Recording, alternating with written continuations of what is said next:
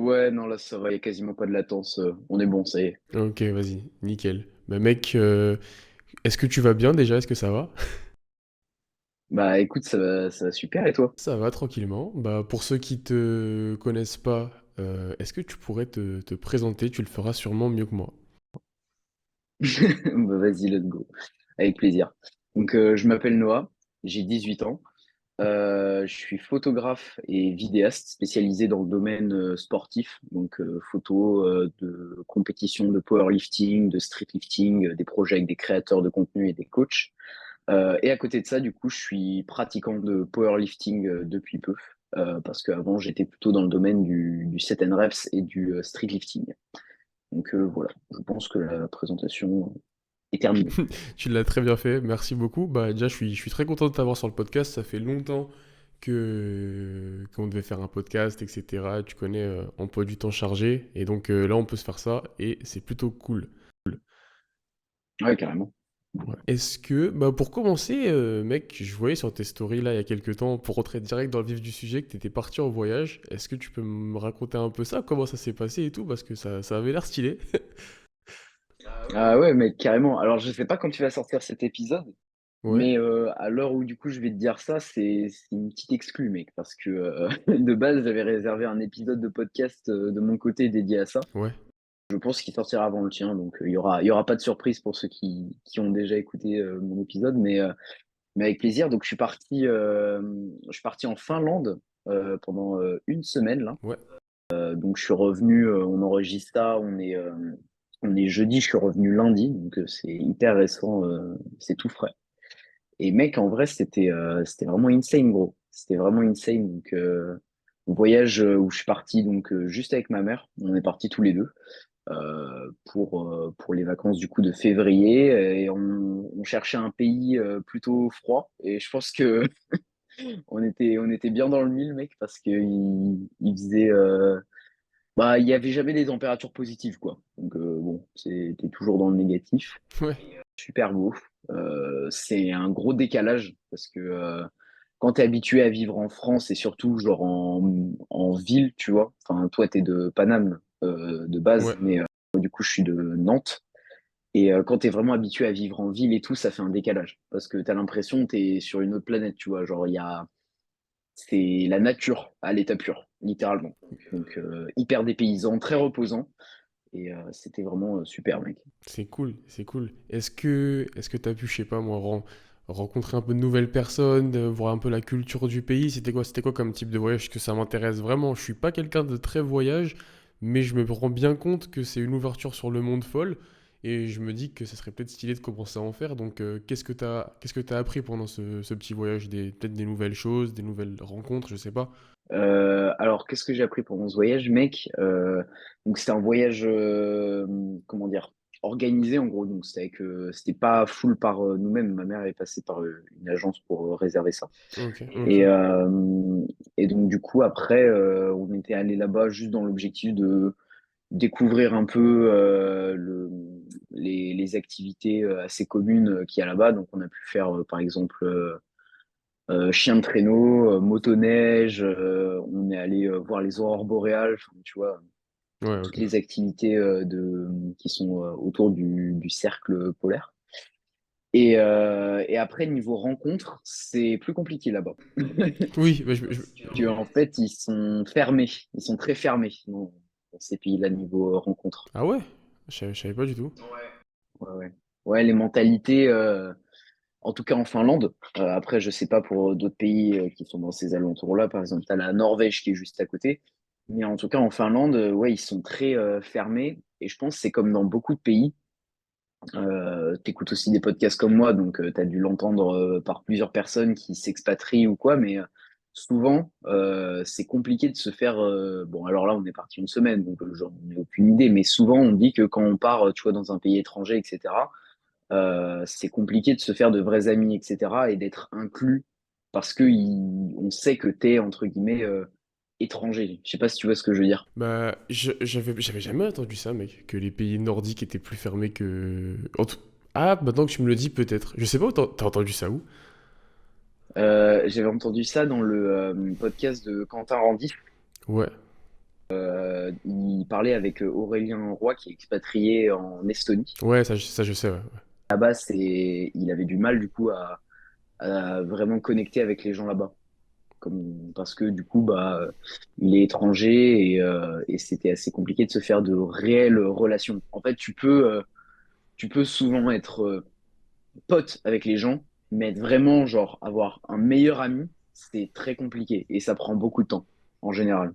Ok, ok. C'est bon à savoir parce que je sais pas si tu y as déjà réfléchi, mais l'Estonie, de ce que j'entends en ce moment comme pays pour entreprendre, ça a l'air sympa. Il fait bien froid, tu fais rien d'autre que travailler. Ouais, ouais, carrément. Bah, après, moi, je suis pas forcément d'accord avec cette opinion-là, tu vois. Ah ouais? Ouais, en Norvège, moi je sais que j'étais en Finlande, pardon, je sais pas pourquoi je dis Norvège. Ouais. En Finlande, je sais que niveau productivité, pour le coup, j'étais à zéro. Ah ouais, mec? Zéro parce que ouais, parce qu'en fait, t'es tout le temps fatigué. Alors après, je pense que c'est le temps de se mettre dans le rythme, etc. Mais moi, en une semaine, j'ai pas eu le temps de vraiment me mettre dans le truc. Et, euh, et en fait, donc là, j'y suis allé en février. C'est pas la pire période de l'année niveau cycle de la nuit, etc. Mais typiquement, le jour, il se levait à 9 heures et il se couchait à 16 heures, tu vois. Donc déjà, je trouve, ça te met un petit coup. Et en décembre, il fait nuit toute la journée. Il n'y a même pas de jour, en fait. Ok. Et au-delà de ça, tu compiles ça avec le froid et tout. Et en fait, tu es fatigué très, très rapidement. Genre, d'habitude, tu vois, en France, je dors 8 heures par nuit, je me réveille le matin, je suis frais, tu vois. Là-bas, j'avais besoin de 9 heures minimum, voire il y a des nuits, je dormais 10 heures, tu vois, parce que j'étais vraiment mais, explosé. Ça marche. Ben, en tant que bon méditerranéen que je suis, je vais éviter d'aller dans ce genre de pays, alors je vais dormir 12 heures, je pense. Je vais pas pouvoir tolérer ça.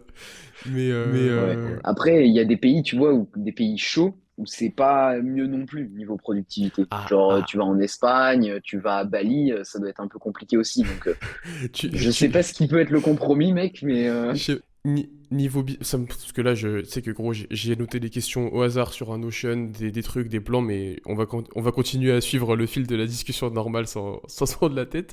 J'avais une question. Vu que tu projettes de partir à Bali avec tes potes d'ici peu, je suppose que tes potes, ton entourage proche est dans le même délire que toi. Pour ceux qui le savent pas, t'as un business photo à 17 ans, tu vois, c'est quand même très stylé. Et je me doute que tes potes sont pas forcément dans le même délire, mais en tout cas sont intéressés par l'entrepreneuriat, je pense. ouais, ouais, ouais, carrément. Alors, j'en ai déjà parlé dans des podcasts parce que le podcast, c'est un peu l'endroit, on va dire, où je peux me confier, parler de trucs plus personnels et tout. Sinon, sur Insta, j'essaie de rester quand même très pro, mettre un mur un peu avec ça. Ouais, ouais. Mais ouais, j'ai un entourage proche qui est très restreint en vérité. Ça se compte sur les doigts de la main. Et oui, pour le coup, ces personnes-là sont globalement toutes dans le même mood. Ouais. Donc, enfin, déjà, quasiment toutes elles s'entraînent, tu vois, Ouais, ouais, ouais, normal. truc. Et après, ouais, j'ai pas mal d'amis et qui ont un business du coup qui sont dans l'entrepreneuriat ou en tout cas qui font, tu sais, dans ce truc de grind un peu, genre d'entreprendre des choses, alors que ce soit à côté de leur taf principal ou juste lancer leur activité à temps plein. J'ai par exemple mon ami Joris, dont on parlait juste avant, qui lui est plutôt dans l'investissement, pardon, donc tout ce qui est trading. Ça marche. Et après, j'ai d'autres amis. Par exemple, j'ai une amie qui a lancé son business de coaching en nutrition Mais, d- mais, d- sportive pour la FA, avec qui je bosse ouais, d'ailleurs. c'est ce que j'allais dire. Je crois que t'es suivi par elle en diététique. Je comptais te poser des questions sur ça pendant le podcast. On y viendra plus tard. Ouais, bah bien sûr, ouais, ouais, mais oui, du coup, c'est elle qui me suit, donc j'ai un suivi avec elle Ouais, en diététique. ça marche. Ouais, voilà, j'essaie de m'entourer de personnes qui m'inspirent, quoi, tout simplement, qui sont dans le même délire. C'est cool. Franchement, je comptais forcément en parler parce que tu fais partie des gens chez qui ça saute aux yeux pour suivre ce que tu fais sur les réseaux, etc. T'as un super entourage super tôt. C'est vraiment une chance de ouf, hein. Ouais, après, une chance provoquée d'un côté, tu vois. Bien évidemment, bien évidemment. Après, voilà, en fait, c'est-à-dire, tu fais une rencontre, qui fait rencontrer d'autres gens, qui rencontrent. En fait, tu vois, c'est un cercle. C'est, tu t'entoures de une personne qui va être dans un délire qui te plaît, qui va te pousser vers le haut, qui va te faire rencontrer des amis à elle, etc. Et au final, tu te crées ouais, cet entourage proche qui, en tout cas, moi, c'est ma vision et qu'on soit d'accord avec moi ou non, ça m'est égal. Mais pour moi, son entourage proche, c'est fait pour se monter, se booster vers le haut. Si dans ton entourage, il y a des gens qui sont un peu lambda, tu vois, comme on dit en anglais en ce moment, c'est à la traîne les NPC, genre des PNJ, tu vois, qui, Je connaissais pas du tout ça. bah mec, Non, mec, c'est quoi? C'est encore Andrew Tate qui a dit ça ou quoi? non, non, c'est pas Andrew Tate, non, mais en gros, NPC, je crois, c'est les initiales de non-personal, je ne sais plus, mec, j'ai oublié, ça fait longtemps que je pas joué aux jeux vidéo, mais, mais en gros, c'est les PNJ, tu vois. Ouais, oui.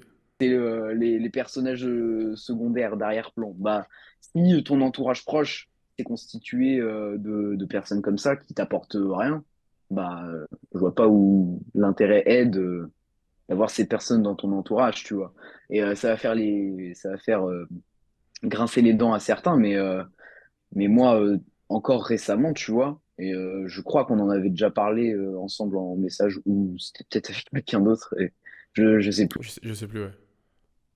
Mais enfin, il y a pas très longtemps, j'ai fait genre une sorte de gros tri dans mon entourage, tu vois, parce que je sentais que j'en avais besoin pour vraiment me recentrer sur mes projets, être focus et tout. Et c'est la meilleure décision que j'ai prise de toute ma life, de toute ma petite life, tu vois, parce que tu t'entoures que de gens qui t'apportent. Mais après, apporter, c'est vague, tu vois. C'est ça peut être sur le plan, on va dire, relationnel, ou quelqu'un juste qui on va dire quand tu passes du temps avec elle, tu passes du bon temps, quoi, tu rigoles et tout, quelqu'un qui, voilà, émotionnellement t'apporte du plus, ou ça peut être quelqu'un qui t'apporte au niveau business, qui t'apporte au niveau entraînement, par exemple, imagine quelqu'un qui te conseille, etc. C'est pas juste, ah bah lui, voilà, il me donne pas d'argent, je le vire. Non, c'est pas comme ça que ça marche, Bien heureusement évidemment. d'ailleurs.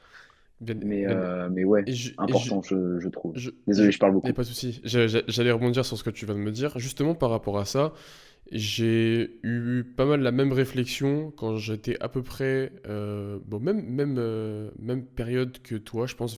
Attends, Je suis en terminale. terminale. T'es en terminale, Ouais. putain. Ok, ok. Mais ouais, par là, vers première terminale, j'ai commencé à me dire que il y avait quand même un paquet de geeks dans mon entourage et je me demandais vraiment comment j'allais faire pour m'entourer de mecs déter, sachant que, gros, au lycée, c'est pas possible de ghost tes potes qui, entre guillemets, j'ai pas envie d'être cru, mais qui servent pas à grand chose. Il y a des mecs avec qui je traînais qui m'apportaient totalement rien, voire même qui me tiraient vers le bas. Sauf que c'était impossible de couper les ponts comme ça. Actuellement, je suis dans une position où je fais ce que je veux. Il y a plus d'horaire où je dois être en même temps que les gens, etc. Enfin, c'est beaucoup plus facile de sélectionner avec qui tu vis, avec qui tu traînes, avec qui tu parles. Mais au lycée, toi, comment tu as réussi à faire un tri dans ton entourage? Moi, c'était un truc que je pouvais pas faire. Ah bah c'est pas impossible.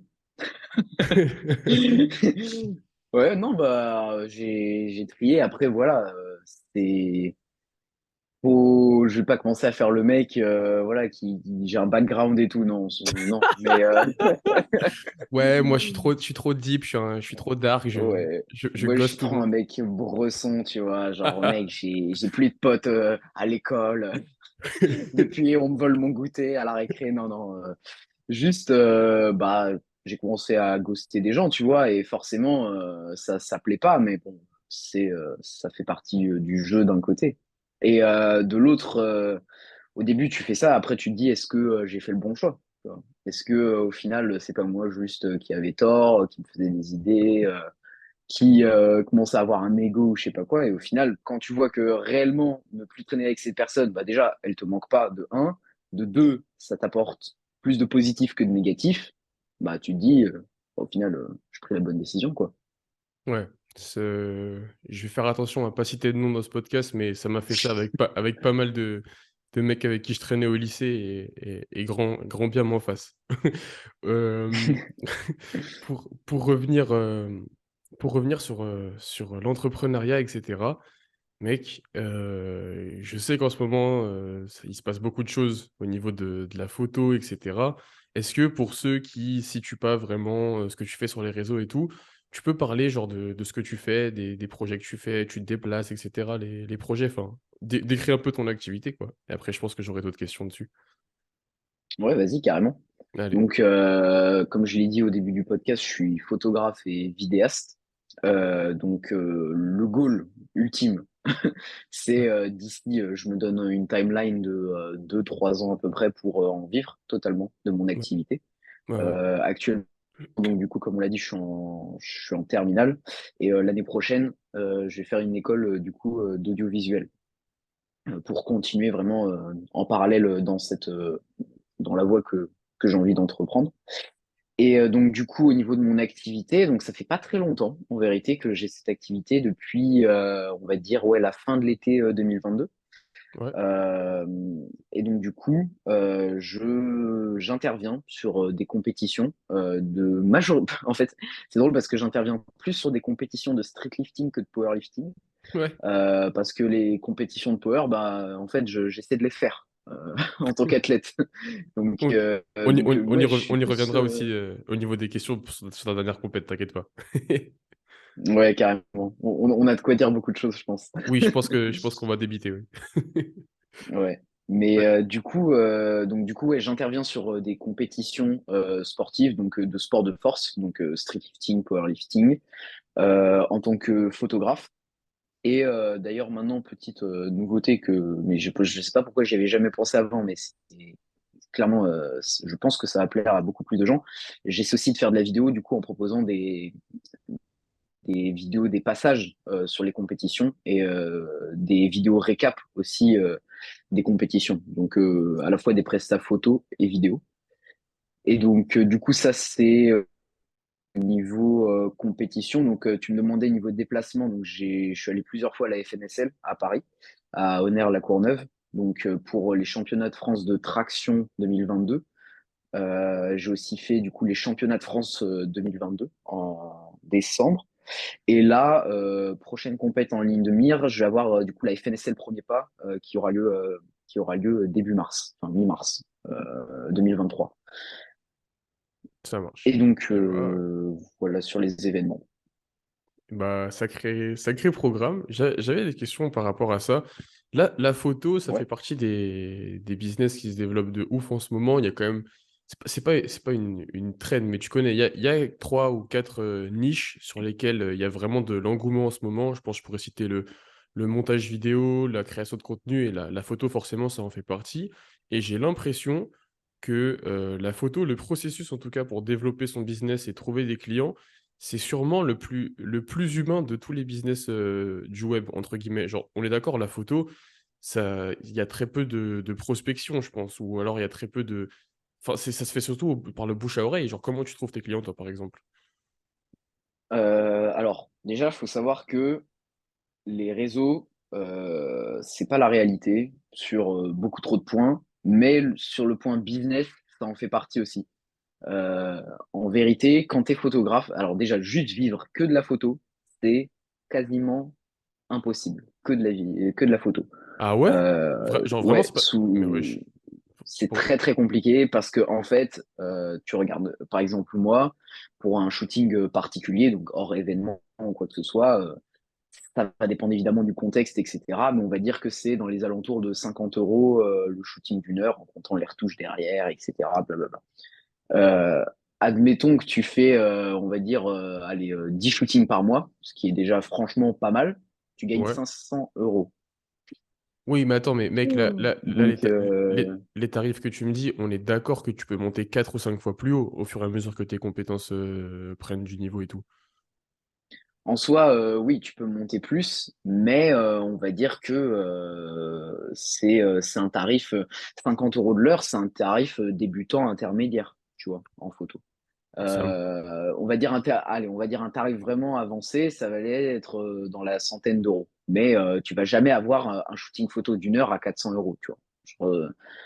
À part si c'est vraiment un truc, et on va le voir, donc c'est là où c'est intéressant pour le coup de coupler avec la vidéo, c'est que pour le coup, les prestations vidéo, tu peux facturer beaucoup, beaucoup, beaucoup plus cher.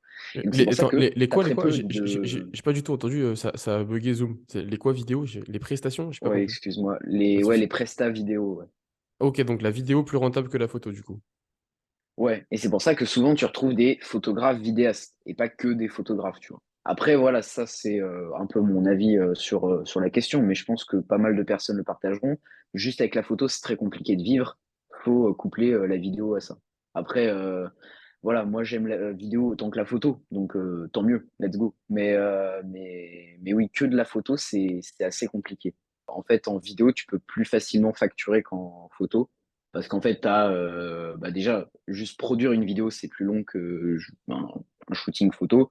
Et aussi parce que tu peux en fait facilement en vidéo rajouter des options.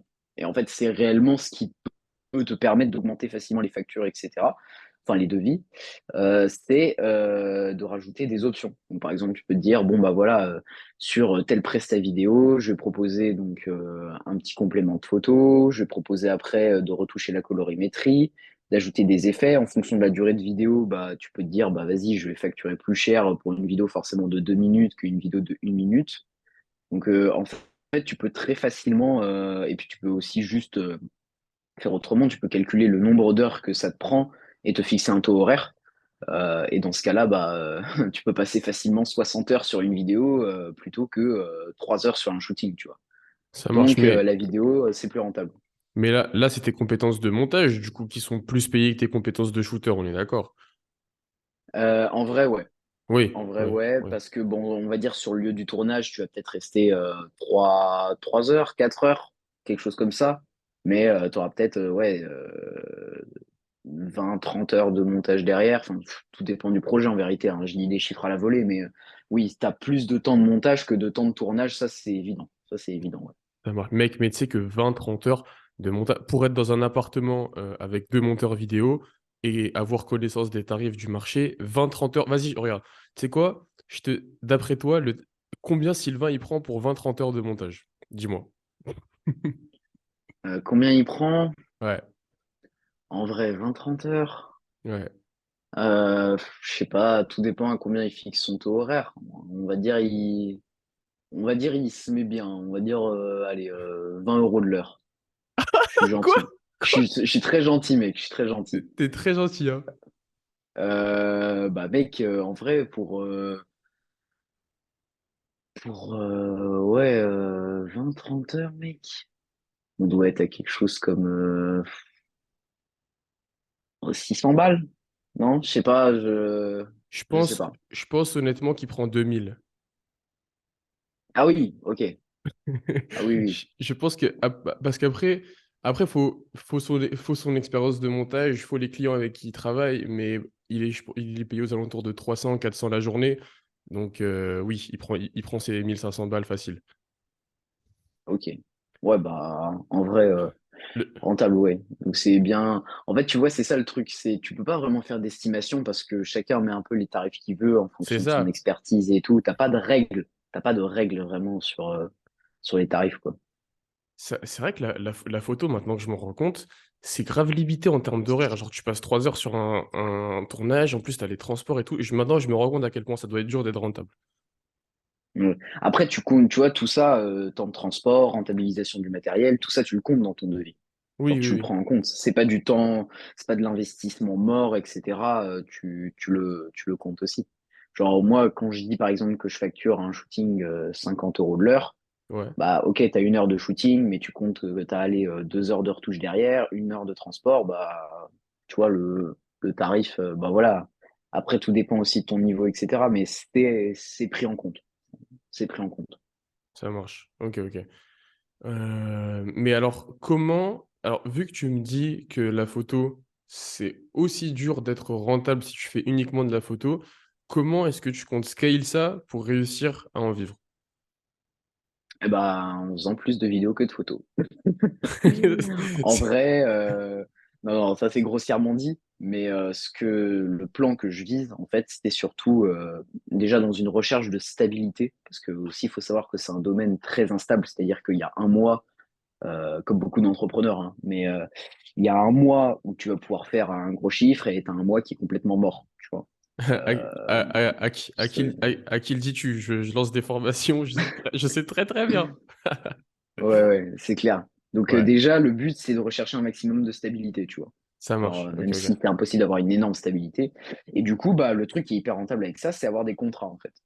Donc, moi, le truc que je vais viser, à l'heure actuelle, j'ai déjà un contrat, du coup. Je travaille avec un coach en streetlifting qui s'appelle Marco, Lift Trainer sur Insta. Et Ouais. donc, je travaille avec lui. En fait, du coup, je suis son cadreur photographe, en fait, et on se voit bah, toutes les semaines, une fois par semaine, pour shooter du contenu, etc., pour ses réels sur Instagram. Et en général, je travaille avec lui sur les différents projets qu'il développe, qui sont actuellement encore un petit peu cachés, genre c'est dossier, comment on dit quand il y a une enquête, genre dossier, Je connais, ça va faire le rappeur anglais. Je connais que le mot anglais, c'est hidden file, genre. Mais comment c'est en français? Ah, dossier classé, dossier classé. ouais, voilà, c'est ça. En gros, pour l'instant, c'est des projets qu'il est en train de développer, mais à l'avenir, je travaillerai avec lui du coup pour développer ces différents projets derrière la caméra. Donc ça, c'est un contrat que j'ai. Et donc forcément, bah, j'ai une rémunération fixe tous les mois pour ça. Et le but, ça va être de développer bah, plus de contrats et de faire évoluer mes contrats parce que je sais que c'est ça qui va m'apporter bah, majoritairement de la stabilité dans le métier. Et Clairement. à côté de ça, il y a les prestats du coup. Donc aller sur des compétitions, sur des événements, ça c'est pas mal parce que on va dire que sur une journée ou deux, bah, t'encaisses rapidement pas mal parce que tu as beaucoup de commandes. Mais voilà, c'est très instantané, on va dire. Et à côté de ça aussi, avoir des projets, du coup, des shootings particuliers. Donc, bah, soit avec des créateurs de contenu, soit avec juste des personnes qui ont envie d'avoir un shooting pour eux, etc. Mais voilà, c'est un petit peu ça le plan, on va dire. Ça marche. Bah, en fait, maintenant que tu me parles de contrat, ça ressemble vraiment, ça me semble vraiment à de l'accompagnement, à du coaching en vrai. Et de ce que je pense, après, tu me dis si je dis de la merde sur les tarifs. En vrai, ça doit pas être si dur. Genre, je pense qu'avec 5 6 clients, avec des bons contrats, tu vis, je pense, hein. Oui, oui, oui. Oui. Ça, c'est clair, ouais. Ouais, ok, bah ça peut. Rien qu'avec ça. Ouais. Ok, bah c'est vraiment cool. Et au niveau de ta formation, comment t'as fait? Parce que on est d'accord, montage, c'est facile de se former. Code, il y a tout partout sur Internet, mais photo, mec, c'est dur de se former sur YouTube. J'ai déjà essayé de regarder deux, trois tutos comme ça. Oula. En vrai, mec, moi, je trouve pas. Ah ouais? Moi, je me suis formé par moi-même, du coup. J'ai tout appris tout seul, bah, comme tu l'as dit, hein, avec des formations gratuites sur YouTube. Après, tu apprends les bases. Après, j'ai envie de te dire, c'est comme le montage vidéo. Tu apprends sur le terrain. Tu fais, voilà, mes premières photos, mec, je les regarde je les trouve affreuses. Normal. Pour être 100% honnête. Normal. Et voilà, et peut-être que le travail que je fais actuellement, je le trouverai affreux d'ici 2 ans, 3 ans, tu vois, c'est pas impossible. Mais c'est vraiment sur le terrain qu'on apprend. C'est vraiment sur le terrain qu'on se forge sa propre expérience, etc. Et donc, du coup, moi, j'ai majoritairement appris par moi-même. Après, là, il y a quelques mois, enfin, début d'année, j'ai eu 2 stages avec une photographe professionnelle pour approfondir, on va dire, un peu mon savoir-faire, etc. Prendre de l'XP, farmer de l'XP un peu. Et aussi pour lui poser bah, pas mal de questions sur le plan professionnel, parce que ça, mine de rien, c'est en faisant des rencontres avec des professionnels que tu apprends à le devenir aussi. Parce que si c'est pour, bah, là je prends du coup l'exemple de la photo, mais si c'est juste pour ta pratique personnelle, tu t'en fous un petit peu, tu apprends les bases, etc. Après, si c'est pour te professionnaliser, là, ça peut être intéressant de se rapprocher de personnes qui sont déjà dans le milieu pour qu'elles t'apportent leur expertise, leur vécu, leur savoir-faire, etc. Parce que à moins d'expérimenter par toi-même, tu peux pas le deviner. C'est assez difficile pour le coup de trouver ça sur YouTube, Internet, etc. quoi. Donc, euh, donc voilà, majoritairement autodidacte. Et après, j'essaie de me former un peu plus auprès de personnes qui s'y connaissent vraiment à droite à gauche, quoi. Ça marche. Je sais pas si tu y avais déjà pensé ou pas, mais je sais que tu avais fait un podcast autour de ta réflexion et ton changement de priorité autour du business de la création de contenu qui est passé de la priorité photo. Mais est-ce que tu penses pas que tu pourrais, j'en suis quasiment sûr, que si tu faisais des formations photo, ça cartonnerait sa mère et limite ça te rapporterait plus de tal que la photo en elle-même. En vrai, mec, en vrai, j'y réfléchis. J'y Oh, réfléchis. Déjà, là, ah oui, j'ai un petit projet en tête dont je parle à personne, mais je sais pas dans combien de temps je vais développer ça. Mais j'ai envie de le faire. C'est une formation pour un preset Lightroom. Donc, ouais. un preset photo, comme Je- l'a je- fait Charlie PN, par oui, exemple. ouais, j'allais dire que je crois que Charlie Penn est en train de faire ça, ouais. Ouais, bah, il a déjà sorti, lui, donc pour le preset, parce que lui, il est très connu pour, on va dire, sa patte graphique Ouais, vraiment. qu'on retrouve vraiment sur son compte Instagram et tout, que je trouve magnifique d'ailleurs. Et donc, du coup, ouais, j'aimerais m'inspirer un peu de lui là-dessus et aussi créer une formation, du coup, pour apprendre à utiliser un ou plusieurs presets que j'utilise régulièrement sur mes photos pour déjà, on va dire, permettre à des personnes débutantes qui n'ont peut-être même pas d'appareil photo, qui ont par exemple, bah, on va dire, un iPhone dernière génération, etc., d'apprendre à retoucher leurs photos sur Lightroom et d'apprendre à utiliser du coup certaines tonalités de couleurs, etc. Je pense que ça peut être intéressant et je pense que ça peut aussi me mettre en confiance pour une première formation. Donc après, si je vois que ça me plaît, peut-être que ça donnera lieu à d'autres, etc. Je sais pas. Mais ouais, c'est carrément quelque chose que j'ai envie d'expérimenter en vrai. Ouais, je me disais bien, de toute façon, il y a peu, enfin, genre, il y a beaucoup de formations de montage, il y a beaucoup de formations de tout ce que tu veux, mais en photo, bon, ça se trouve, je dis une dinguerie parce que je connais pas trop la niche, mais ça m'a l'air open, hein.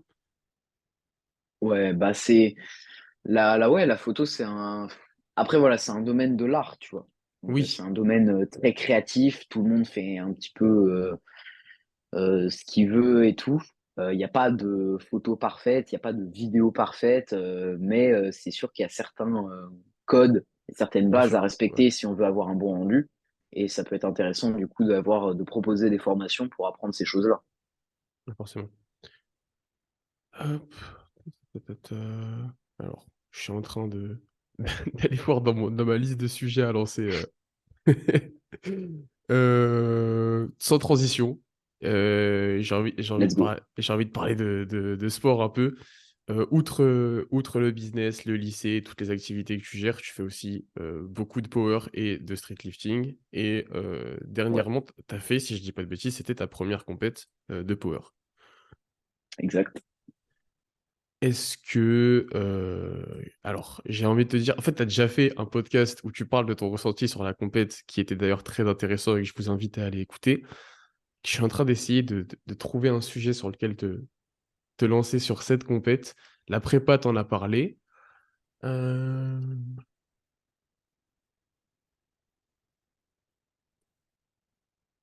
Comment est-ce Bah, que je en pourrais... vrai, je pense ça pourrait être intéressant pour les gens qui écoutent le podcast, qui font peut-être de la compétition, que je vous donne le ressenti, on va dire, on va dire les points à éviter quand tu fais une première compète. Parce qu'il y a des trucs, vraiment, tu tombes facilement dans le panneau. Je me suis fait avoir moi-même. Et après coup, je regrette que quelqu'un de lambda, entre guillemets, ne soit pas venu me dire ah, fais gaffe à ça.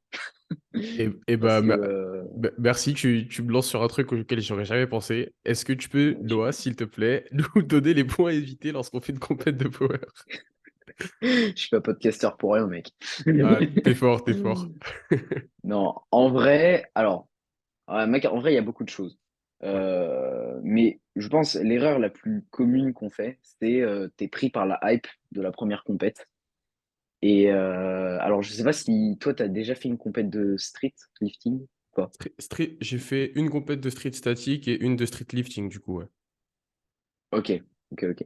Bah, je sais pas dans quel état t'étais, mais moi j'étais survolté par la hype de la première compétition, etc.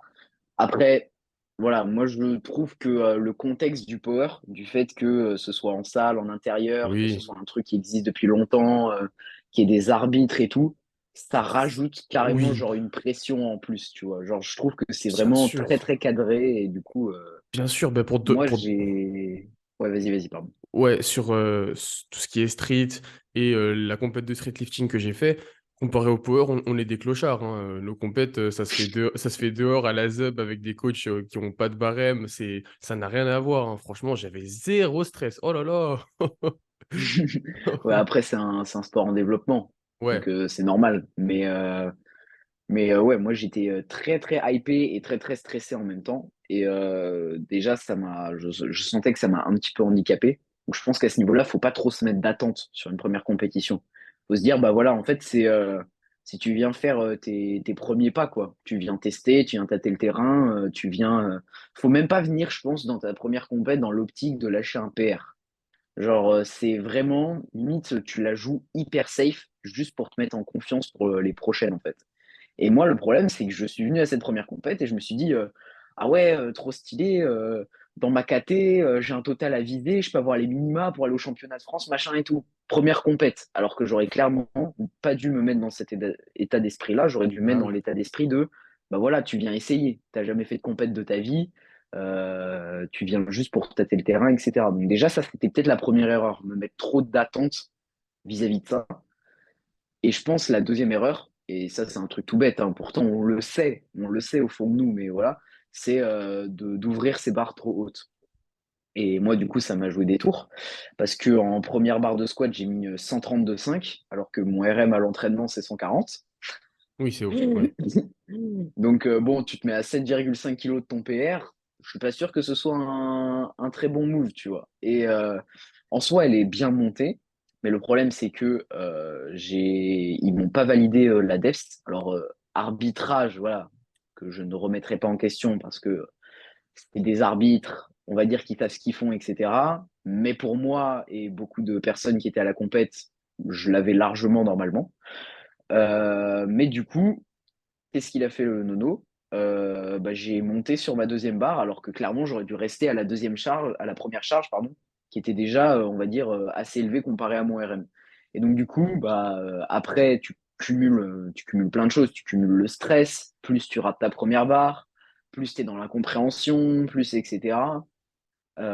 Tu comprends pas, et donc du coup j'ai fail ma deuxième et troisième barre que j'avais mis à 137,5, donc que j'avais décidé de monter malgré tout. Et donc j'ai été disqualifié de la compétition parce que j'ai validé aucun des squats. Et donc si tu valides pas un des trois mouvements, et ben, tu es disqualifié automatiquement de la compétition. Et donc du coup j'ai été disqualifié dès le début, dès le squat de ma compète pour, euh, pour ces nombreuses erreurs que j'ai fait. Après, heureusement que je les ai fait sur ma première compétition. Oui. Ça foutrait le sub de faire ça sur, on va dire, une compète importante pour toi, comme des championnats de France ou quelque chose comme ça. Mais voilà, si ça peut servir à certaines personnes qui veulent faire des compètes de street lifting ou de power ou peu importe, jouez là très très safe sur votre première compète. Ça sert à rien de faire les cow-boys sur vos premières barres ou même sur votre total en général, quoi. Ça marche. Ben, merci beaucoup pour ces précieux conseils. Je pense que ça servira à pas mal de monde, sachant que la compète, c'est un truc qui est vraiment en train de se démocratiser dans tous les sports de force. Donc, non, clairement, ça a de la grande valeur, tout ça. Vraiment, vraiment. Allô? Ouais, ouais, Ouais, ouais, ouais. Et est-ce que je sais plus qui c'est qui. Ah si si si c'est bon, ça m'est revenu en tête. Je crois que j'écoutais un podcast d'Hugo Owona qui disait que souvent ce genre de phase de stress en compète et tout, ça arrivait aux personnes qui n'avaient pas fait beaucoup de sport en compète quand ils étaient jeunes. Est-ce que cette théorie est vérifiée pour toi? c'est carrément vérifié, mec. Ah, je savais, je savais. C'est carrément vérifié, mec. J'ai fait du sport en étant jeune, j'ai un peu touché à tous les sports, mais j'ai jamais fait de compétition. En tout cas, j'en ai pas en tête, donc Oui, c'est que voilà. Mais oui, oui, la théorie est carrément vérifiée là-dessus, hein. Ça, il n'y a aucun doute, hein. ok. Le stress était à son max. Après, je suis quelqu'un de base très stressé. Enfin, tu vois, avant de passer un PR à la salle ou quoi, genre, si je me mets en plus, genre si je fais le combo genre giga stress et je me mets un son hyper hype dans les oreilles, là c'est là tu sais il y a une sorte de rage et de haine qui rentre en moi, qui est à la fois autodestructrice et productive, tu vois. C'est-à-dire que si je reste focus, ça va me faire monter la barre. Si j'ai un brin de déconcentration, je fais le direct. Donc c'est un mal pour un bien un peu. J'ai capté. Ok, ok. Et est-ce qu'il y a le droit en FA, en compète, de mettre un casque avec sa propre musique et tout? Alors, comme en streetlifting, tu as le droit avant ton passage sur le plateau. Ok. C'est-à-dire que dès que tu rentres sur le plateau, tu dois retirer tes écouteurs ou ton casque, peu importe. En vérité, moi je trouve que le streetlifting et le power, ça se rapproche pas mal sur les points règlement, on va dire. Ouais, vraiment. C'est deux sports qui sont très similaires sur vraiment le règlement. Après, voilà, chacun a sa spécificité, etc. Mais ouais, donc du coup, la règle, c'est que bah, tu as le droit à la musique, etc. pour te hype, mais dès que l'arbitre il te dit barre chargée et que tu rentres sur le plateau, là, tu dois retirer ton casque par contre. Sinon bah, c'est no rap, mec. Ok, ok. Ça marche, ça marche. Et au niveau de comment tu gères le street lifting et le power, je sais que déjà, t'es quelqu'un qui a fait pas mal de transitions en vrai, hein, mec. Depuis que je te suis sur les réseaux, je t'ai vu faire du statique, du 7 rep, du street lifting, du power. Comment est-ce que tu t'organises Ouais. en ce moment pour gérer les deux sports de force majoritaires que tu fais, donc street lifting et power? Du coup, je touche à pas mal, enfin, j'ai touché à pas mal de disciplines. Là, je pense que, alors, j'ai l'impression de dire ça à chaque fois, mais je pense avoir trouvé, on va dire, l'équilibre qui me correspond le mieux. Après, voilà, encore une fois, c'est pas impossible que d'ici 2 ans, je sais pas, je trouve un nouveau sport et tout. Mais techniquement, au niveau sport de force, je pense que j'ai quasiment tout essayé, tu vois. Oui, Donc vraiment. en vrai, niveau équilibre, je suis, on va dire, là depuis l'été dernier, à fond dans le power. euh, Ouais. Parce que je m'entraîne à la fois avec des street et des power. Donc j'ai voulu essayer, enfin pendant une petite période, j'ai fait mi-street lifting, mi-powerlifting dans mes entraînements. Et donc là, depuis peu, je suis, on va dire, ouais, à fond en tout cas pour les compétitions, etc., dans le powerlifting. Euh, et je garde donc dans ma prog, j'ai un jour par semaine où je fais du street lifting. Donc on va dire, donc je m'entraîne 5 jours par semaine.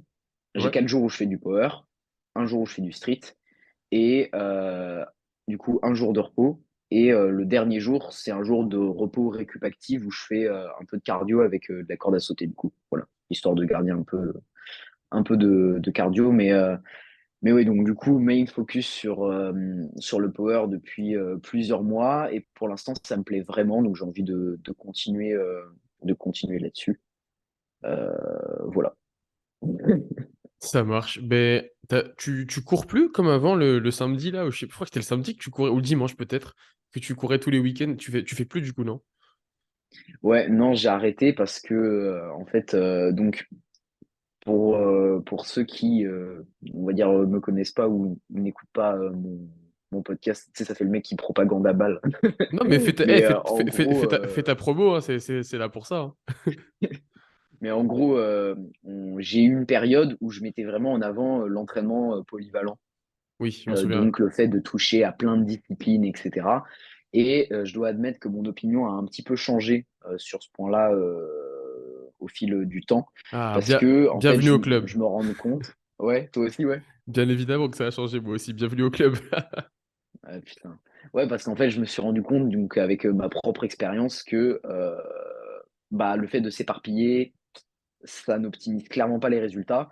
Et si tu as, on va dire, une discipline principale qui vraiment te hype, etc., on va dire le truc qui te prend quand même le plus de temps malgré cette polyvalence, et que tu as vraiment envie de progresser là-dedans, et bah forcément, bah, tu dois réduire, on va dire, un petit peu les différentes activités que tu intègres dans ton entraînement. Et donc moi, dans mon cas, c'était la course à pied qui avait quand même, on va dire, pas mal de répercussions sur mon squat. Et donc, du coup, j'ai testé d'arrêter la course à pied et de remplacer ça par un cardio un petit peu plus léger, on va dire, qui va moins taper dans le musculaire. Donc, ici, la corde à sauter. Et j'ai vu quand même on va dire, une incidence positive sur mon squat suite à cette décision-là. Donc, c'est pour ça que j'ai arrêté la course à pied. Pourtant, c'est un sport que j'aimais pas mal. Mais voilà, j'ai un moment, il faut faire ses choix, il faut réussir à se dire, bon, bah, dans quoi j'ai envie de perfer concrètement, quoi. Et moi, dans mon cas, c'était les sports de force. Donc avant, c'était le street lifting. Et du coup, j'ai plutôt switché sur la balance powerlifting. Mais vu que le street lifting, c'est quand même un sport que j'apprécie, c'est pour ça que dans ma prog, il me reste un jour par semaine de street. Mais c'est purement pour le kiff, quoi. Ça marche. Ouais, c'est bien ce que je pensais, hein. Je voyais tes stories et tout, je me disais, mais attends, mais comment il arrive à récupérer? Et la course, c'est violent, hein, mine de rien. Oui, ah oui, oui, clairement. Après, tout dépend le type de course, mais moi, je faisais du 5 kilomètres en plus. Donc, Oui, un 5 kilomètres, ça tape bien, mine de rien, dans le musculaire, et je sentais que ça limitait un peu ma récupération sur mon squat. ouais, et au niveau du squat, justement, vu que en ce moment, je suis trop mignon, j'essaye de faire le streeteux qui se met à faire des squats. Et bon, je suis claqué, hein, je suis vraiment trop, trop nul, je comprends rien à ce mouvement. Est-ce que tu aurais des conseils? Parce que frérot, t'as quand même un squat de bâtard. Ouais, après, ce qui explique on va dire, ce déséquilibre, donc pour peut-être recontextualiser un petit peu pour les gens du podcast, mon total actuel à l'heure où je vous parle est de, on va dire, ouais, en vrai, du coup, techniquement entre 360 et 370 en power. Ouais, Et donc, du coup, j'ai 140 au squat. Je pense que j'ai 75 au bench et dead 150 pour très bientôt. OK, Et OK, donc, ouais. du coup, j'ai quand même un squat qui est pas trop à la ramasse comparé à mon terre, qui était même supérieur à mon terre pendant une bonne période. Et en fait, c'est parce que bah, vu que je faisais full street lifting avant le power, et bah, mon squat, bah, c'est logique, mais je l'entraîne depuis plus longtemps. Ça, Et donc, c'est du coup, ouais, pardon, vas-y. ouais, j'allais dire, c'est n'importe quoi, d'avoir un squat plus fort que le tien. C'est une dinguerie. Mais moi, je comprends pas, mec. Putain, en plus, il y a tous mes potes qui aiment bien se foutre de ma gueule à la salle, genre en mode, Eh mec, t'aurais pas un squat plus gros que ton deadlift? Je suis là, si. Ouais, mais tu sais que moi, à l'inverse, mec, c'est chaud, hein. Je pense que l'écart est même trop grand, hein. Squat, je dois avoir 110 grand maximum à tout péter. Et deadlift, je suis à 180. Donc, t'es mal écart. Ah oui, ah ouais, t'as 180 au deadlift. Ouais, c'est pas mal, hein. Après, ma morpho est bien, bien, bien avantagée deadlift, hein, je trouve, hein. Ouais, ouais, ouais. J'ai des bras extensibles. Et à ne pas oublier aussi, je fais giga 88 kilos, hein. Ouais, C'est, j'avoue. c'est Mais lourd. moi, mec, moi, je m'étais arrêté à l'époque où tu faisais 140 au terre. Ouais, ça date. Mais attends, mais tu sais que 140, c'était mon premier deadlift de ma vie, hein. Normal que.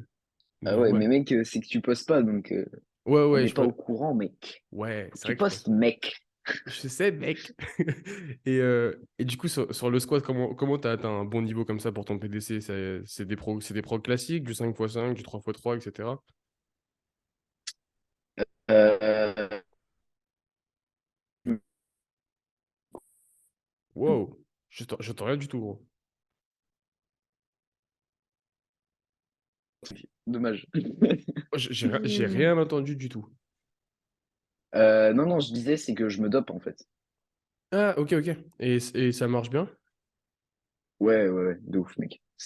Franchement, c'est vraiment pas mal. Je te le recommande. Non, non, plus sérieusement, après cette jeune blague miteuse, pour le squat,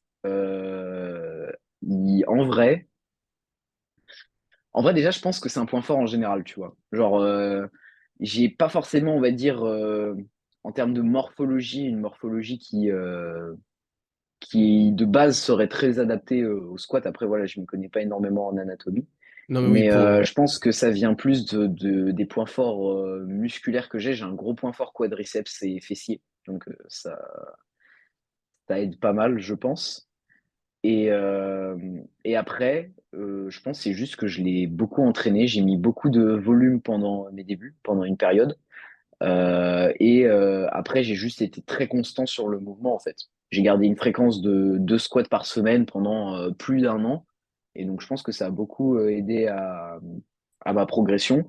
J'ai aussi perfectionné ma technique au fil du temps, comme n'importe quel mouvement en soi. ouais, bien sûr.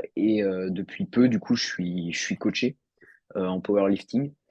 Et du coup, bah, là, la progression est encore plus en train d'exploser. Donc voilà, pas mal de variantes que j'ai dans ma prog, par exemple du squat posé. Après, voilà, les variantes, ça s'adapte à chacun en fonction de ses points forts, de ses points faibles, etc. Mais moi, dans mon cas, je sais que le squat posé, en plus du squat classique et de mettre pas mal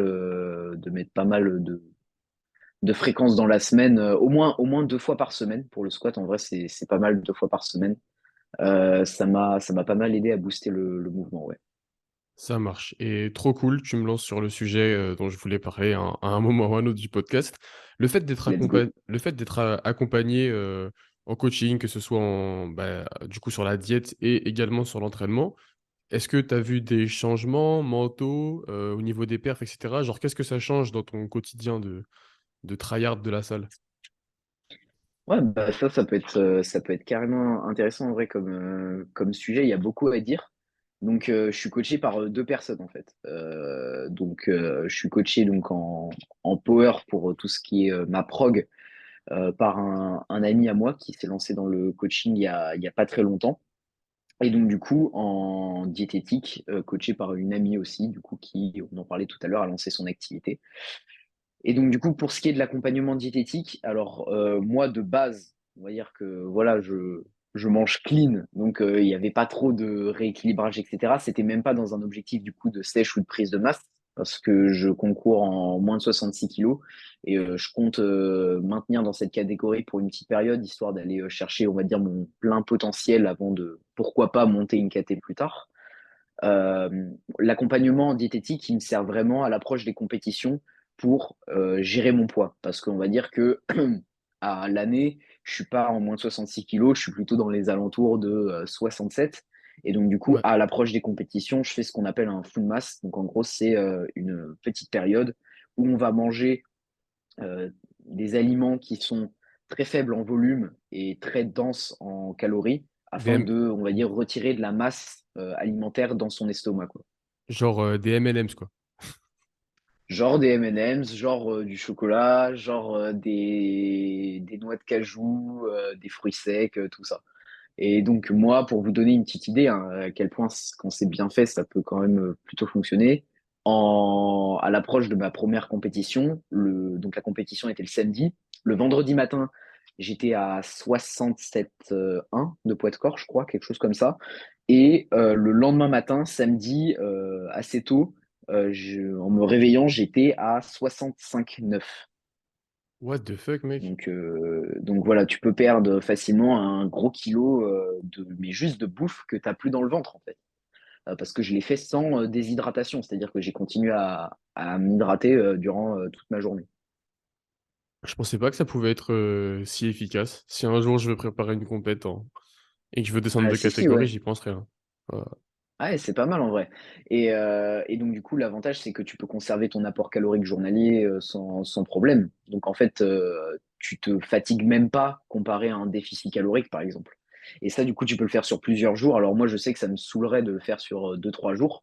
Donc tant mieux si j'ai à le faire que sur une journée. Mais il y en a qui font ça sur une semaine, hein, des fois, hein, pour Ah, les plus chauds, tu vois. OK, OK.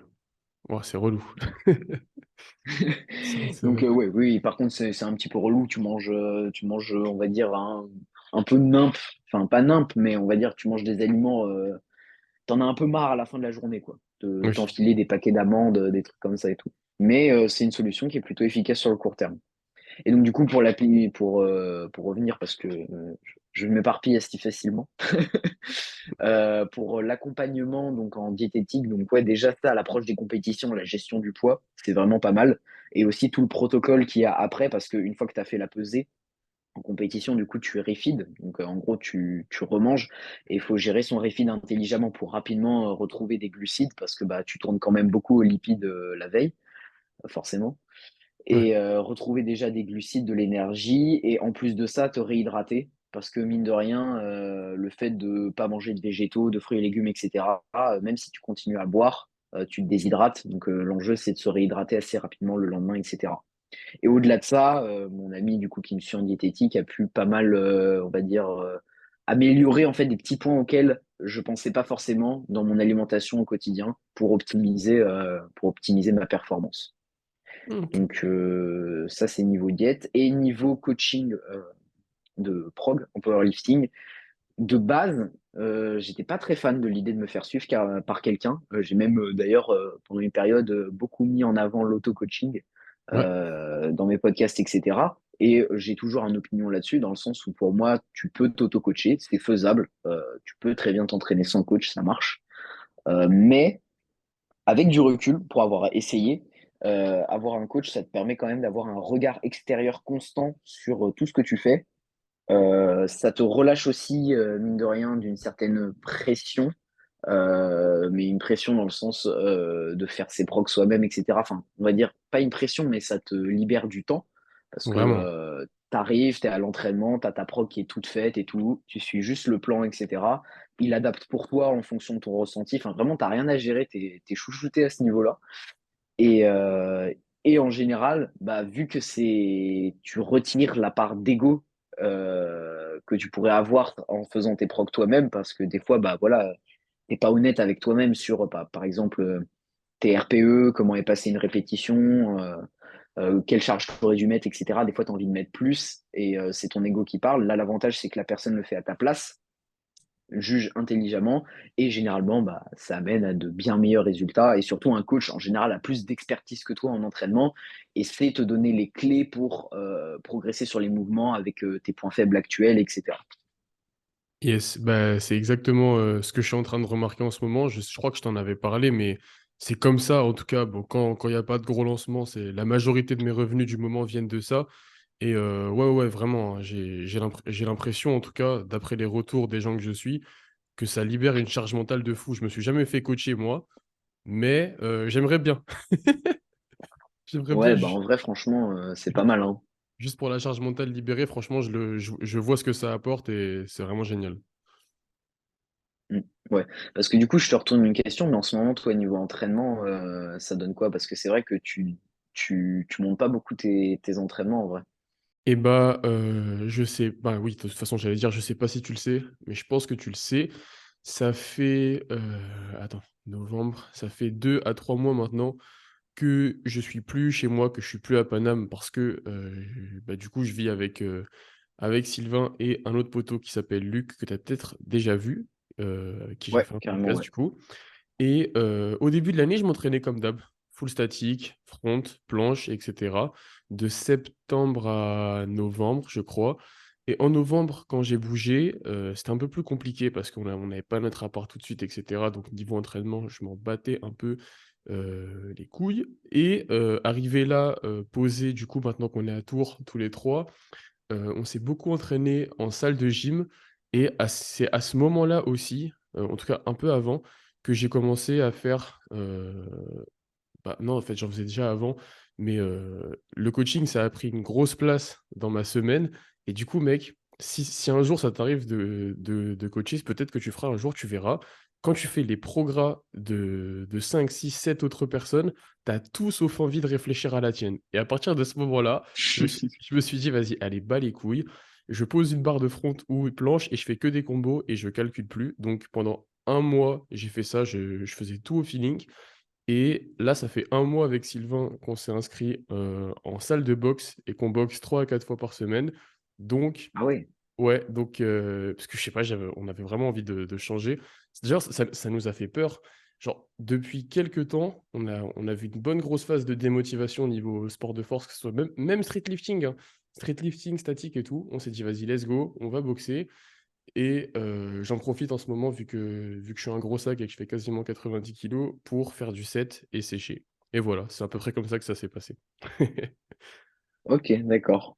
Ouais, Ah oui, mais parce je savais pas que tu faisais des sports de combat. Ok, ouais, ouais, ouais, depuis un bon mois maintenant, on est à fond dedans et c'est vraiment très, très drôle, hein. C'est vraiment super, hein. ok. Donc Ah, stylé, ouais.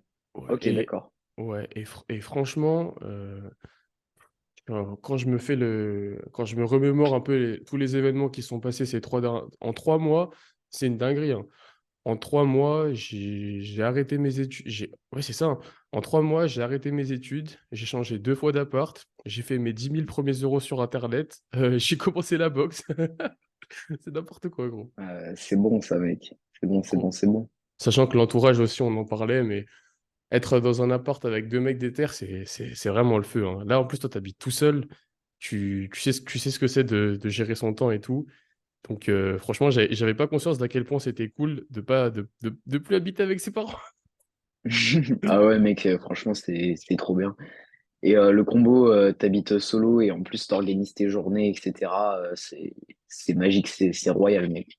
Du coup, moi, je vois ça, enfin, en vrai, même avec les cours, tu vois, vu que je connais mon emploi du temps et qu'il est majoritairement fixe, je peux, on va dire, planifier un peu mes journées autour de ça. Mais quand je suis en vacances, ouais, mec, je comprends totalement le mood dans lequel t'es. C'est magique, mec. Tu as tes projets à droite, à gauche, etc. T'organises tes journées autour de ton taf, de tes entraînements. Et ouais, C'est c'est- franchement, c'est grave cool. C'est grave c'est- cool. c'est incroyable. Je te jure, vraiment, maintenant que j'ai goûté à ça, gros, je me vois pas vivre autrement. C'est impossible que je prenne les transports le matin à 8 heures pour aller au boulot avec une horaire fixe, gros. C'est impossible. Je pense pas que Ouais, c'est clair. je pense pas y arriver. C'est pas possible. Mais sinon, voilà, pour répondre à ta question, ouais, beaucoup de sports de combat, un peu de set and rep et, euh, et toujours un peu de street pour maintenir parce qu'il faut quand même avoir un niveau minimum pour faire des vidéos sur ce sport et pour vivre de ça. Mais, euh, mais voilà, dans ce moment, je suis plus dans une phase de diversification, on va dire. Ok, d'accord, ça marche. Bah, hyper intéressant. Ouais, ouais, c'est cool. Sur quoi je pourrais lancer ça? Ah ouais, j'avais parlé, j'avais une petite idée de sujet à lancer. Mec, Mhm. qu'est-ce que tu penses? Parce que c'est un truc, j'écoutais un podcast de Hamza Ahmed. Je sais pas si tu vois qui c'est, Hamza sur YouTube. Ouais, vite fait. Je regarde pas trop, mais je vois qui c'est, ouais. Ça marche. Euh, est-ce que t'as pas l'impression que les mecs de notre âge ne servent à rien? Oh là là. Eh mec, faut pas me lancer là-dessus, ça va être. Tu viens d'activer une bombe autodestructrice, là. C'était. Non, mais mec, j'étais obligé d'en parler avec toi. Gros, hier, vraiment, je faisais le bilan dans ma tête de tout ça. Et vraiment, ça me choque, mec, à quel point. À quel point, quoi? Mec. Attends, je vais partir sur un truc. Je m'assois bien sur ma chaise parce que là, il va se Ah, passer des choses.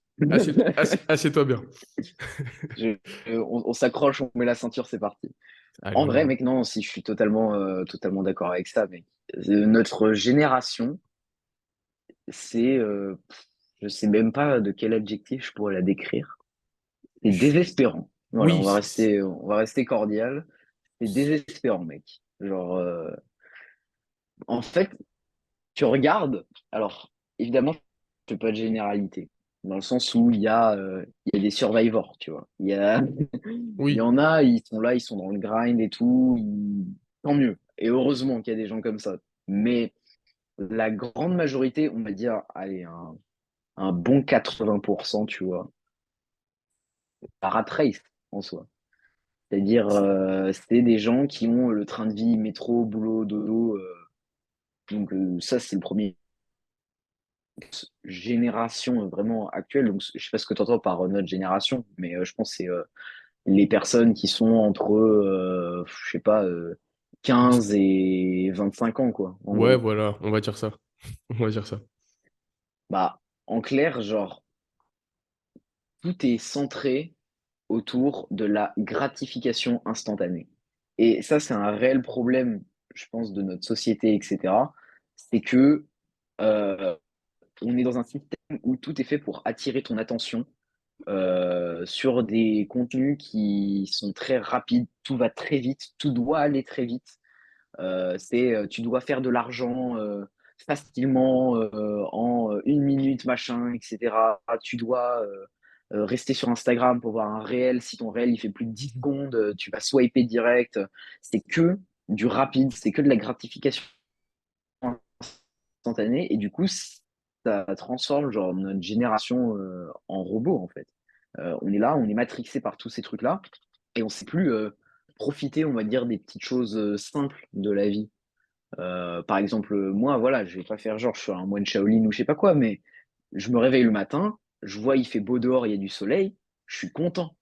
Il y en Ouais. a combien, ils s'en foutent complètement de ce genre de choses-là, tu vois. Genre, il y en a combien qui pleuvent, qu'il fasse beau, qu'il y ait du soleil ou quoi que ce soit. Eux, ce qui leur importe, c'est leur nombre de followers sur Instagram, tu vois. Genre, réellement, je pense qu'en fait, le plaisir, et du coup, genre la dopamine qui est dégagée de ces plaisirs-là, la balance est complètement déréglée, quoi. Et pour moi, c'est ça le plus gros problème de notre génération. Et quand tu dis que notre génération, elle sert à rien, bah c'est réel. On est là, on passe plus de temps à cracher sur les autres sur Internet. Non, mais tu lis les commentaires de certains posts Insta, TikTok. Je ne mettrai jamais, écoute-moi bien, je ne mettrai jamais les pieds sur TikTok de ma vie, juste pour la Mais, communauté qu'on va dénicher là-bas, sérieusement, hein. genre, même s'il y a une opportunité business sur TikTok, tu vas pas, gros. Ah, mais il y en a. Mais Il il y y en en a, a. bien Quand sûr. j'ai entendu là qu'ils avaient activé la rémunération au nombre de vues, etc., Oh, ça c'est c'est vrai que patate, c'est hein. tentant. Ça c'est patate, 1 euro les 1000 vues TikTok, hein. J'y réfléchis, hein. Ouais. Alors, je crois que c'est pas 1 euro vraiment les 1000 vues. Il y a un mec, il a fait 1 million de vues. Je crois qu'il avait gagné 600 euros, quelque chose comme ça. Mais c'est quand même Déjà, très, très c'est bien. quand C'est même quand très même bien. très, très bien. Mais, et franchement, rien que pour la communauté, jamais je mets les pieds là-bas, sérieusement. Et quand tu vois que les gens, ils passent plus de temps à, genre, s'entretuer dans les commentaires d'un post Instagram, d'un truc TikTok, Twitter, etc. Même si Twitter, j'ai l'impression que c'est de moins en moins hype. Je sais pas ce que tu en penses. J'y suis pas non plus, donc je sais J- pas trop. Mais J'y suis pas non plus, mais c'est pas comme en 2017-2018 où c'était la guerre non-stop là-bas et tout le monde faisait que de parler de Twitter. Je pense que c'est un peu moins hype, t'as raison. Hop, allô? ouais, ouais, mec, il y a eu un énorme lag. Ok, ok, Je sais pas ce ok. qui s'est passé. Ouais, si tu peux répéter. Ouais, je disais non, je pense clairement que t'as raison et que c'est moins hype. J'en entendais tout le temps parler en 2010, 2018, 2019, 2020, mais là, ça a l'air en tout cas de plus être au centre de l'attention comme ça l'était, quoi. Ouais. Mais ok, ouais, du coup. Et ça confirme, ouais, pour revenir sur ce que je disais, les gens, ils passent plus de temps enfin, à se sortir des arguments débiles en commentaire, etc., à débattre sur tout et n'importe quoi. Les gens de notre société, ils essaient de trouver des problèmes où il n'y en a pas. Voilà, je vais encore me mettre des gens à dos, mec, mais bon, vas-y, t'inquiète, c'est un podcast friendly. Vas-y. Mais, mais en gros, enfin, tous les gens qui sont là à remettre en question le moindre truc. Je sais pas si tu suis. Après, c'est plus aux States hein, quand même qu'il y a ça qu'en France, je trouve. Mais je vois par exemple, je sais pas si tu suis un peu aux States en ce moment, il y a une sorte de trend à moitié où il y a des meufs qui filment à la salle. Il y a un gars Oui. qui est derrière. Tu vois, le mec, le pélo, il est Oh là, là juste il là! s'entraîne. Il regarde 2 secondes la caméra. La meuf, elle est là. Oh, il y a un gars, je me sens trop mal à l'aise, trop insecure dans cet endroit et tout. Il y a un gars qui me regarde derrière. Le pélo, il est juste en train de penser à sa poulie et à son repas qu'il va manger Ouais, après non. son entraînement le soir. On est là à créer des problèmes pour des trucs mais qui n'ont pas lieu d'être en vérité. Pour des Et trucs qui n'ont pas de Et sens, tu vois. on va pas se mentir aussi, là, pour moi, ce genre de comportement, c'est de l'hypocrisie collective. On va pas se mentir, il suffit que le mec soit beau et c'est plus du harcèlement. Si le frérot il ressemble à Brad Pitt, il y a aucune connasse qui va aller faire un réel outré pour dire qu'il la harcèle, hein. Mec, c'est trop ça. C'est trop, trop ça. Et surtout, ce qui me fume, c'est que, en fait, au pire, ce genre de comportement, il y en a des deux côtés. Faut pas venir nous parler d'inégalité, je sais pas quoi, homme-femme. Genre, combien t'as de meufs qui matent des mecs à la salle? Et bien, Sérieusement. mais bien Mais t'en évidemment, as autant que des gars qui matent des meufs à la salle. C'est bien, donnant-donnant, tu vois. à chaque, après, je sais pas, c'est pas comme si mais bref, à chaque fois que à chaque fois que je vais à la salle, évidemment qu'il y a au moins une meuf sur 2 heures qui va me regarder. Et c'est pas un problème, on est très content. Bah voilà. Voilà. C'est ça. Et puis, bon, après, mec, on va pas rentrer sur le débat des meufs qui, de notre génération, se sexualisent énormément et tout. Mais si, on va y Mais, rentrer, Noah. On rentre dans le débat. J'espère que on est en cas. mec, le zoom va encore couper, gros. Il va encore cut. Non, non, mais en vrai, mec, c'est ça, voilà. Il y a trop de, mec, il y a trop de dingueries, de toute façon. Il y a trop de dingueries dans notre génération. Bon, Et ce qui est cool, c'est que je me rassure encore un peu en me disant que la plupart des dingueries, je les vois que sur Internet. Je vois pas autant de dingueries dans la oui, vraie vie quand même, tu vois. ouais, ouais, non, non, ça c'est clair, par contre. Genre c'est pas tous les coins de rue que je vais avoir une manifestante LGBT féministe aux cheveux bleus qui va me crier que je suis un homme cisgenre privilégié qui l'oppresse, tu vois. C'est sur Internet, ça, globalement. Ça n'existe pas dans la vraie vie, mais de plus en plus, il y Ou a à des Basic Fit, hein. ou à Basic Fit, oui. Je sais, je m'entraîne à Basic, t'inquiète pas, des dinosaures, j'en vois passer souvent. Oh putain, tu veux que je me fasse strike ou quoi? Allez, let's go! Oh Mec, je vais là voir là mon là. Insta après la publication du podcast, je vais voir moins 200 abonnés, je vais rien comprendre, mec. Parce qu'en plus, ça me fume ce genre de truc-là, tu sais, même pas j'en parle trop sur mes podcasts et tout, c'est juste des discussions que j'ai avec des potes, mais vas-y, on se fait plaisir, on se fait plaisir, c'est parti. Ah là là là là. Non, il y a trop de dingueries dans cette génération, hein, vraiment, je sais plus quoi dire, hein. Mm. Ouais, ouais. Mais bon, après, d'un autre côté, est-ce que ce serait pas bien pour les mecs qui veulent sortir du lot?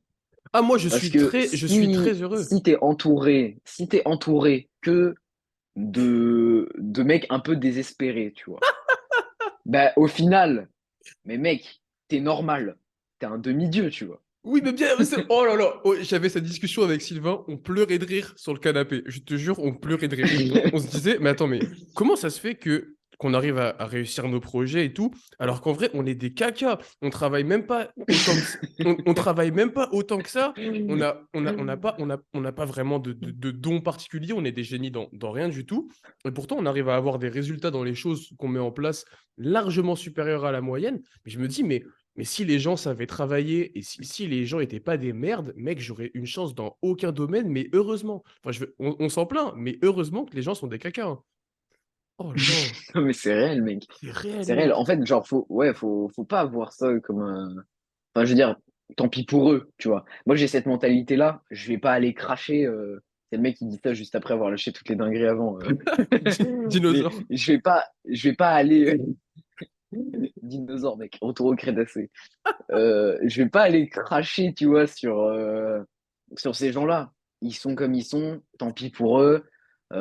Tu passes, tu next, tu vois. Tu next. C'est comme les haters sur Instagram. Tu vas pas passer ton temps à les débattre sur eux parce que eux, de toute façon, ils sont sûrs qu'ils ont raison. Ils sont sûrs que c'est les héritiers d'Instagram, que c'est eux qui vont venir sauver tout le monde avec leurs réflexions science-based et tout.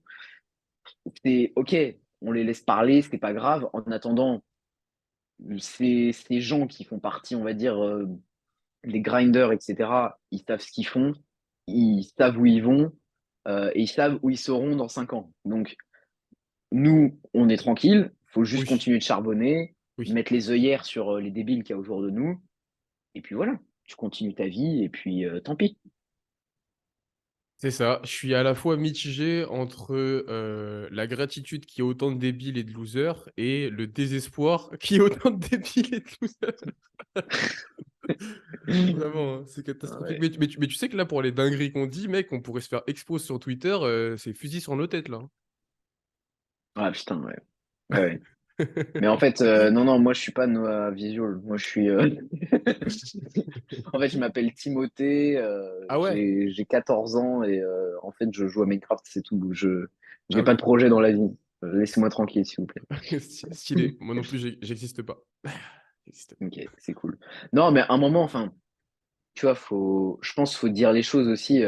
Je pense que tu connais The Rob. Je suis assez fan de ce personnage-là parce que au moins, Je il est kiffe. honnête dans ses réflexions, tu vois. Ouais, Il dit les je choses kiffe. comme il faut les dire. Je kiffe The Rob. Vraiment, ces interviews, surtout, je sais pas si on a regardé les mêmes, mais mec, je pense que l'interview The Rob Papacito, je peux la voir 10 fois par semaine, hein. Ouais, ouais. Non, Tu non, l'as- vraiment. Oui, oui, je l'ai vu, je regarde certaines de ses vidéos et celle-là, ouais, je l'avais vu, mais c'est lunaire, mec, c'est génial. Oui, Mais ouais, je pense en fait, on a besoin, dans cette génération-là aussi, de dire franchement les choses. Et tant pis si t'as de la hate qui te tombe dessus et tout. De toute manière, voilà, chacun son opinion, en vérité. Tu penses comme tu veux, tu penses librement de ce que tu veux, etc. On n'est pas dans un pays opprimé où à tout moment il y a le SWAT qui débarque chez toi parce que tu dis qu'il y a une meuf aux cheveux bleus qui t'a mal parlé ou je sais pas quoi. Voilà, tu dis ce que tu penses et puis il y en a qui seront pas d'accord. Il y en a, peu importe le domaine, peu importe le domaine, il y a toujours quelqu'un qui sera d'accord avec toi, il y a toujours quelqu'un qui sera pas d'accord avec toi. Et à partir du moment où tu as compris ça, bah, t'exposes tes idées et puis voilà. Si ça peut faire changer de réflexion certaines personnes, tant mieux. S'il y a certaines personnes qui sont contre toi, tant pis. Et puis voilà, tu fais avec, hein. yes. Bah, très belle mentalité, j'ai envie de dire. C'est à peu près comme ça que je raisonne. Et c'est la seule solution, je pense, hein. Ouais, en vérité, ouais, ouais. Euh, Mec. Je crois qu'on a Je fait le pense tour qu'on a fait le tour en vrai, hein. Ouais, Ouais. mec, hein, Je suis en train de penser à la même chose. De toute manière, j'ai un appel à passer dans pas très longtemps, donc ça tombe bien qu'on t'es, termine à ce moment-là, mec. t'es vraiment trop busy, hein, ça me fume. Dans mon emploi du temps de chômeur, dans mon emploi du temps de chômeur, il y avait que des trous. Tu me dis, ouais, on peut se caler ça. Je te dis tous les jours, t'inquiète. Tous les jours, mon ref. Tous les jours, il n'y a pas d'horaire. Est-ce que tu veux? Non, je veux Non, pas faire le mec hyper busy. En vrai, je suis en vacances tranquille, mais c'est que j'avais programmé un appel à 18h avec quelqu'un juste après, ça donc je vais pas marche. trop traîner. Mais merci beaucoup pour l'invitation, mec. C'était Eh très ben, très mec, cool. Non, non. c'était vraiment sympa. Je suis vraiment content d'avoir pu faire ce podcast avec toi. Ça faisait longtemps qu'on en parlait et puis t'as apporté un max de valeur, mec. Ça fait plaisir. Ouais, carrément, mec, au plaisir de revoir un échange, du coup, bah, peut-être sur mon podcast, hein. Tu es le bienvenu. Je pense Et qu'on a voilà. beaucoup de choses à dire aussi de ton côté avec tout ce que tu entreprends. Donc, il y a moyen qu'il y ait une partie 2 qui se fasse de l'autre côté si t'es chaud. Et je suis absolument chaud. Tous ceux qui écoutent, allez suivre Noah sur tous ses réseaux, noah.raf, noah.visual, le podcast Focus. De toute façon, tout sera dans la description. Et puis, je vous tiendrai au courant s'il y a une partie 2 sur Instagram et sur nos réseaux respectifs. Parfait, ça. Bah, mec, on peut faire comme ça, hein. Mais en tout cas, merci beaucoup pour l'invitation encore une fois. Merci pour tout ça. Mec, t'es fort, t'es bon en interview, tu prépares bien tes questions. Et c'était vraiment aucun plan, hein. J'avais juste des petites idées en tête et tu as carré, hein. T'es vraiment un podcasteur pour le coup. T'es vraiment doué pour improviser, mec. Merci d'avoir carré ce podcast. Ouais, mais en vrai, c'était fluide. De toute façon, quand t'as deux êtres humains, mec, qui sont sur la même longueur d'onde, qui se Oui. rencontrent, généralement, ça donne un podcast d'1 heure et demie. Et ben, il y a de quoi faire. Je monte tout ça. Enfin, pas moi, mais du coup, mais je compile tout ça et puis ça sort d'ici peu. Et puis pour la partie 2 mec, j'attends que l'autre du podcast Focus m'invite et s'il est d'accord, moi je suis chaud. Bah, mec, on se trouve une date, on en reparle, et puis avec plaisir, mec. Vraiment avec plaisir. Ça marche. Let's go. Bon, en tout cas, prends soin de toi, mec. Merci d'être passé. Merci à toi aussi. Merci. Et sur ce, merci d'avoir écouté. 5 étoiles là où vous voulez, régaler. Et on se donne rendez-vous pour le prochain épisode de ce podcast. Salut!